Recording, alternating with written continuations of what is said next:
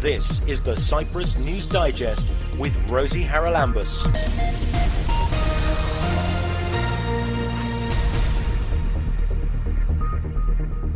Coming up on this week's programme, we'll talk at length about immigration with one of the three discussants at an event taking place tonight that you can stream online, and it's all about immigration.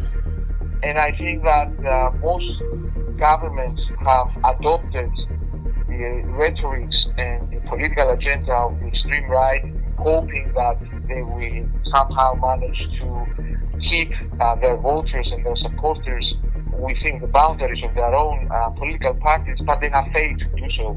And I think this has led to the normalization of the agenda of the far right, and has also resulted in a situation where societies are openly hostile towards refugees, asylum seekers and immigrants.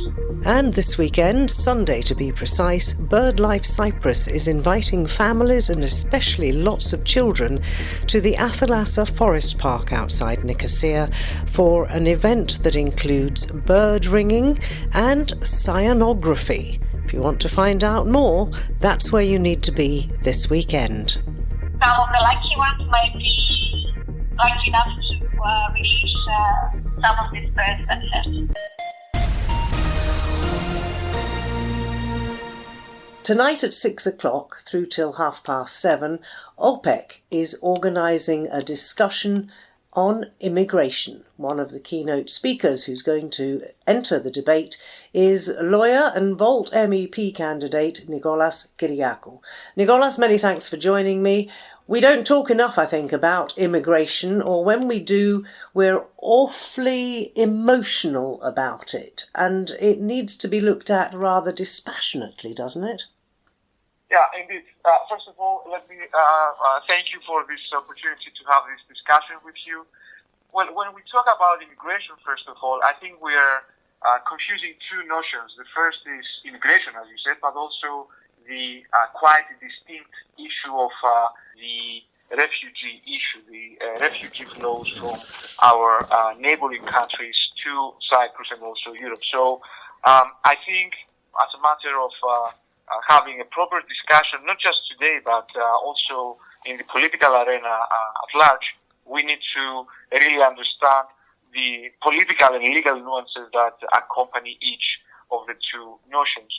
There's been a lot of talk about the immigration and refugee issue, not just in Cyprus, but also in Europe. I reside in Netherlands. I live in The Hague, but I do run as a Volt candidate here in Cyprus, and I follow the political debates and discussions in both countries and also in other EU countries. I see that there's been a sort of moral panic, if I may describe it as such, on the issue of immigration also in other countries.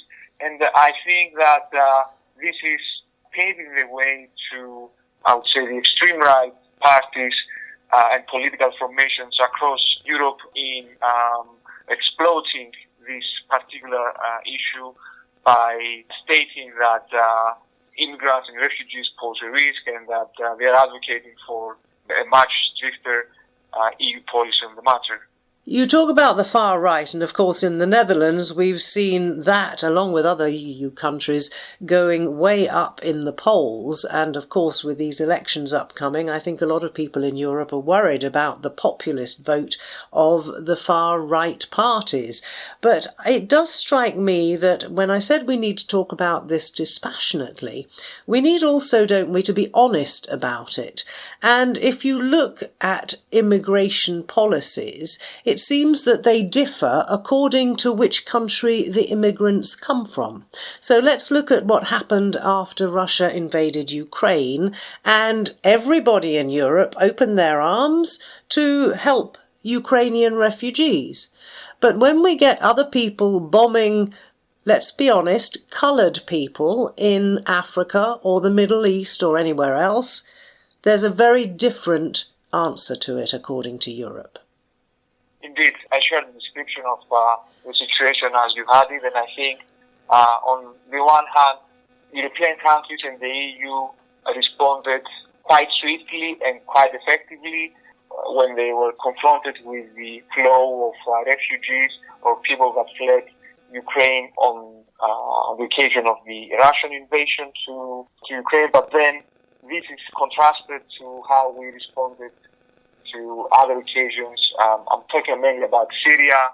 Who knows how things will evolve now in the Gaza Strip, and whether we will witness the flow of Palestinian refugees. To be honest, the rules will remain the same on paper. The legal rules remain the same. The way that the EU and its member states must respond to these issues should not change depending on the color of the skin of the refugees.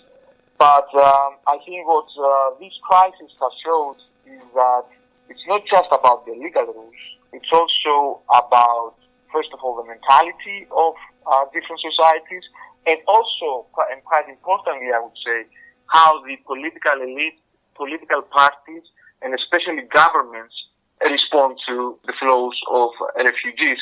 And I think it's important to stress the role that governments play in receiving, accommodating, and handling asylum seekers and asylum requests.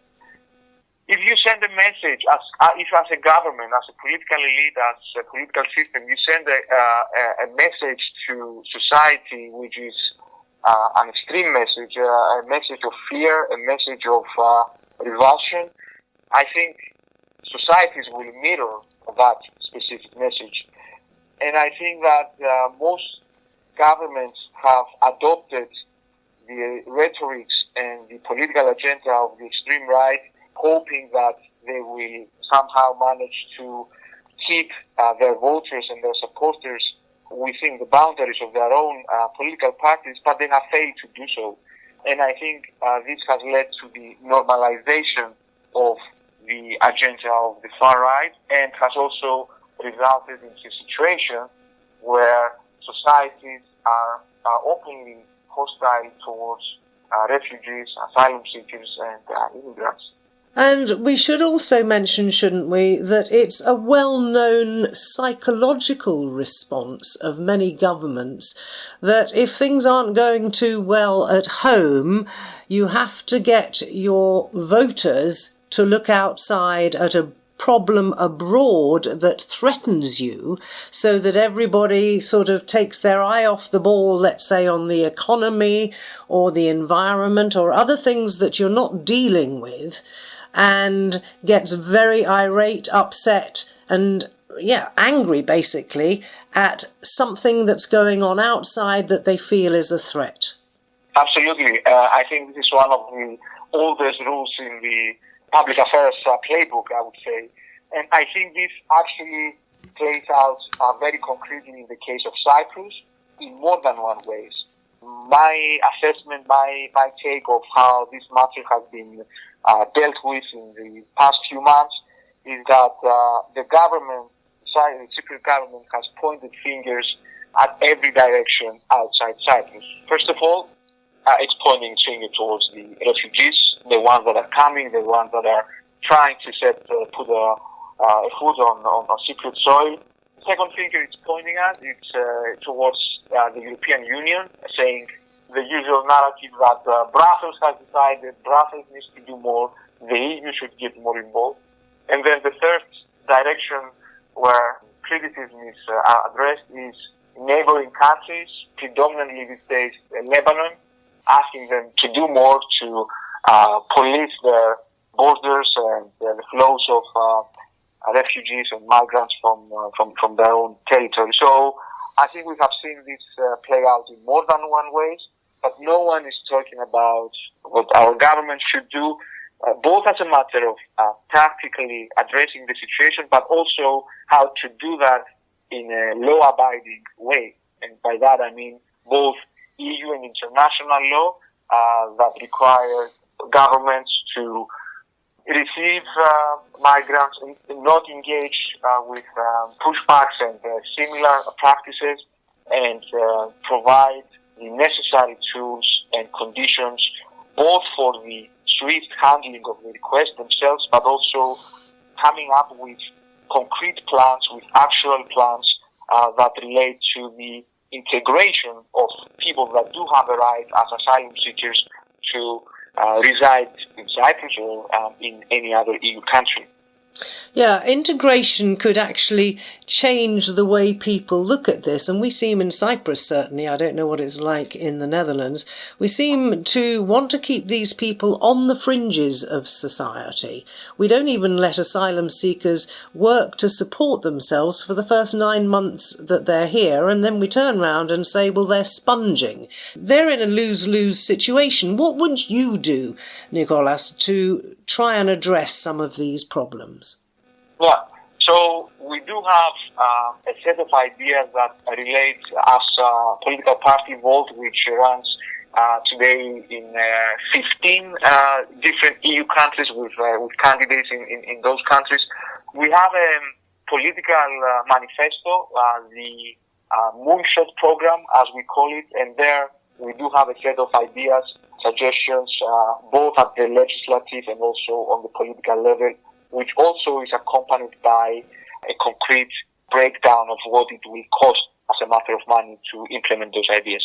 But to be more concrete and address the point that you're raising about integration, I'd like to take a step back and also add another element, and this is the very recent pact on asylum and migration that was adopted in the EU just last month. That's a set of 10 different rules, 10 different regulations and directives at the EU level, which every member state must implement. What those 10 different regulations and directives do is actually do many other things, but do not address the issue of integration. They are focused on the issue of securitization of the external border. You mentioned yourself that we want to keep asylum seekers on the fringes of society. What these legal instruments are doing are actually keeping asylum seekers on the fringes of the territory. So EU member states are mandated to keep all asylum seekers on their borders in a so-called no man's land, where they will need to stay for as long as it takes for their requests, for their petitions to have their status as asylum seekers recognized. So what you mentioned before also takes a material, actual, real form, which is we keep them out of sight and out of mind in that respect. This does not work in the case of Cyprus. Cyprus is a small island. It does not have a vast territory. This might work in countries like Greece or the Netherlands or France, Germany, and so on. But this does not offer a solution to this matter. What we suggest doing is, first of all, give the right. We need to address different categories of needs of these people. They need to have proper housing, a chance to have access to proper health services, a chance for the children to continue their education, and also provide an overall social security and safety for that matter. So step number one would be allowing them to have access to the labor market, be able to work from day one that they submit their application so they can sustain themselves. Because if you do not provide for that possibility to this group of persons, then immediately they become either dependent on any sort of allowances that the government will pay out, and that's money that could be diverted into different directions, and also avert the possibility of this matter being exploited by populists and far-right political parties. But also it's a matter of dignity, allowing them to work in different sectors and provide for their families and for themselves. And that's a way of integrating them, getting them into society from day one. And then for the other matters, ensure that they have access to the public schools and the special programs that will address their different languages and different needs for children. And the final point is about housing. I think we need to engage more the local authorities on that matter and seek solutions that will allow these persons to find proper accommodation within towns, cities, and villages of Cyprus, and not have them in the current situation where they're just stuck away in one confined area, which I think does not work on a social and human level, but also creates more conflicts, both between themselves, but also normalizes the idea that there is a category of people that deserve to be left outside our society. Yeah, we've dehumanized them to some degree, haven't we? Can I ask you about their impact on the economy? And that is tied up, of course, with integration and the ability to work. But it seems that a lot of Europeans have forgotten that, generally speaking, most countries have a dwindling population and an ageing population. I mean, Germany saw it when the first big wave of refugees came, and that was that you needed more people in the workforce who were paying into social security, which would maintain pensions for people who had already reached retirement age or were about to. And we don't seem to even have looked at that in Cyprus. No, not at all. And I think if, as a thought experiment, we were to look at the numbers and deduct all foreign workers or migrant workers, I think we would very easily see that many sectors of our economy would simply be paralyzed. We wouldn't be able to run those sectors of the economy, creating a chain reaction within Cyprus, within what they produce and what they do. I'm talking about restaurants, farming, the tourism sector, and also you rightly mentioned their contribution to the social security scheme system that we have in Cyprus. I think they have a vital contribution to that, and also that plays out. That's also the case for, if not all, I would say the majority of EU countries, where they do contribute to the sustainability of the social security pensions. And then the final point would be what you mentioned at the beginning of your question about the demographics.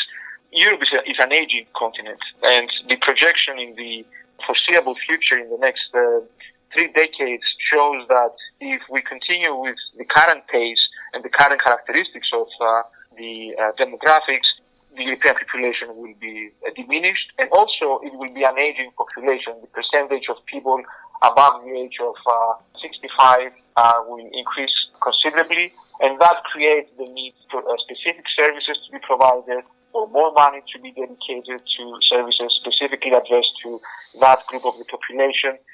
So I think we absolutely need this injection of strength, of numbers, of creativity, ideas, and labor from these migrant flows outside Europe. So I think if we were to reject the idea to make EU a fortress where no one gets in and we just live by ourselves, I think we will be setting ourselves on the path for simply forgetting how Europe looks like and how the EU works on the global scale. Indeed. Well, that is Nicholas Kyriakou. He's a lawyer. He's also a Volt MEP candidate, and he's one of the 3 speakers who will be taking part in that event this evening, organised by OPEK for their We Together programme. They will have a debate, and after the debate they will be taking questions, because the whole thing is going to be streamed online. So you can join them on Facebook at OPEK Cyprus, and I believe also at Politis newspaper. The 5 questions they're going to focus on, we've covered some of them. The debate will then follow, and a dialogue with the audience. So if you've got questions to ask, make sure you join them. And Nicholas, many thanks for joining us on this week's programme. Thank you, Rosie. It was a pleasure talking to you, and I do hope that listeners will join us during the event. Keep up to date with events in Cyprus and around the world with the Cyprus News Digest. This coming Sunday, take the kids up to Athalassa National Forest Park on the outskirts of Nicosia, because there's a wonderful world of birds and nature being celebrated by BirdLife Cyprus. lots of activities, and to tell us all about them, it's welcome back to the Cyprus News Digest to Elena Markitani. So Elena, I know you do the bird ringing fairly regularly, but I see the programme for this coming Sunday, and it's pretty wide, so let's go through all the events that will be happening and when and where, please. Yes, on this Sunday, the 2nd of June, we'll be at the Athalassa National Forest Park for a lovely morning outdoors to connect with birds and nature. We'll be starting at 9 in the morning with a bird ringing demonstration where we will be ringing birds, identifying them, and then releasing them back into nature. Following that, we'll have from 9:40 until 1 p.m. Bird watching at Athalassa Lake, where we will be providing people with binoculars and telescopes to enjoy some of the feathered inhabitants of the lake. And in parallel to that, we'll also have drawing and crafts activities for children. And because this event happens within the framework of an Erasmus Plus project, where we engage with primary school students to connect them with the bird life here in Cyprus, we'll have an exhibition by the schools which we engage. These are the primary schools of Konstantinopolis, Lindia, Lyserodontas, and Markiabi, whose students will be exhibiting artworks and other projects that they created as part of this program. We'll also have 2 cyanotype workshops. Cyanotype is one of the oldest methods of photography, and people can register on the day for this workshop. It's a really fun activity, and the end result is really stunning and amazing for people to take home and frame and put on their walls. There's also forest school activities, which it's already booked up, but we might repeat this activity in future events. So it's an event open to the public. Everyone is welcome to join us and have spend a nice morning out in nature with us. People can find more information about the event through our website on birdlifecyprus.org, and we hope to see everyone there. Right, let's go through some of these activities you mentioned. I've never heard of this cyanography that you mentioned before. So can you explain a little bit about what that exactly is? So it's one of the oldest methods of photography. So we'll take a piece of paper, we'll put some materials onto the paper. In this case, we'll use bird feathers. And with the combination of 2 chemicals, when these chemicals and the items on the paper are exposed to the sun, the items are then transposed on the paper. So the end result is really an amazing, stunning, beautiful blueprint of the material that we chose to put on the paper. So it's an easy and fun activity suitable for children above the age of 10. Younger children between 6 and 9 can also participate if they're accompanied by their parents. Well, I think it's great that a lot of these activities are for younger children, and I noticed that the forest school is for children from 4 to 11 years old, unaccompanied by guardians. So you're looking after them, and they're having a walk around the park, I guess, exploring. What will they be doing while they're walking? Well, they'll engage with various activities to engage with nature in various and creative ways, and collect things, discover animal tracks, make crafts out of natural materials. So it's a very interesting and interactive way a creative way for children to interact with nature, the nature around them. Now, I know you regularly do events at Athalassa Park, and of course the lake there is absolutely full of water birds and so on, so there's a lot to do and see. What sort of feedback have you had in the past from the children and from their parents. I suspect that some parents take their kids thinking, oh, this is a good way to spend a Sunday morning, and are quite amazed at how engaged their kids become with nature. Yeah, I think we're very lucky here in Nicosia that we have this really nice national park right next door with a wetland that hosts so many different bird species. We regularly hold events there throughout the year, and the response from the public, especially families and children, has been very positive. It's very rewarding to see people and children engaging with nature, engaging with our activity. We also take a lot of schools there for bird watching and other activities. So it's really nice to be able to have a park right next door for children and people in general to enjoy nature. In the email I got, it said there were two locations. One is the picnic area and the other is the lake itself. So can you just say where people should go? Let's suppose they go for the bird ringing demonstration at 9 o'clock. That presumably is at the picnic area, is it? Yes, the bird ringing will be at the picnic area.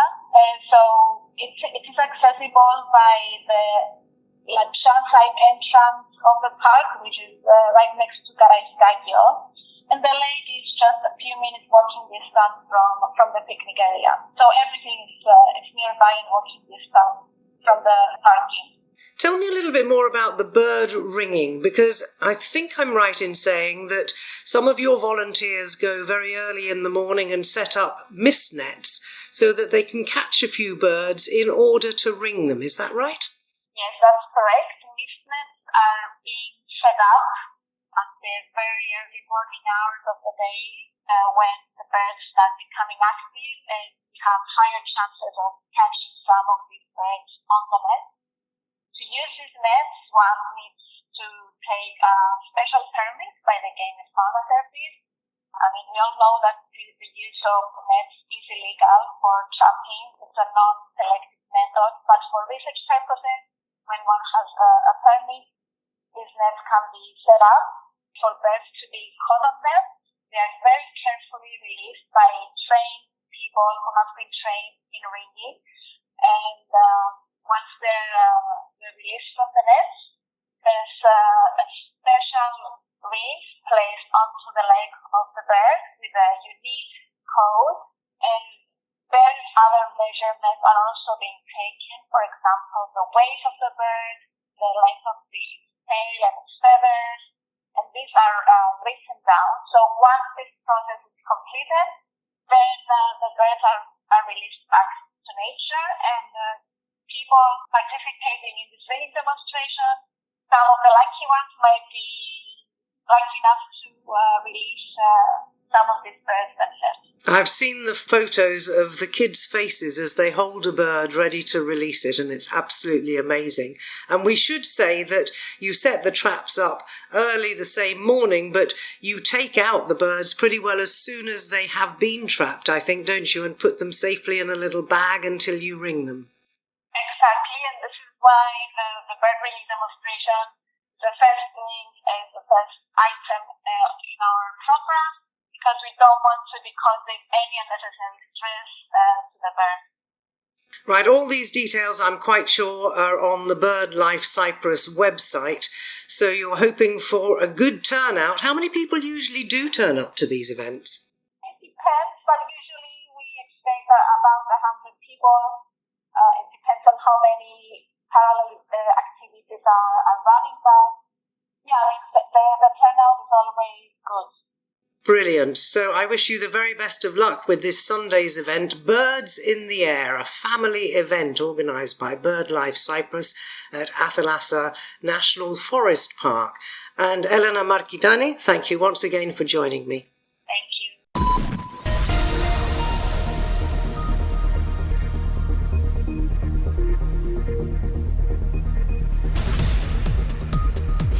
Well, that about wraps up this edition of the Cyprus News Digest. Many thanks for your company. Hope you'll join me next week. Till we meet again, take care and God bless. Bye-bye now.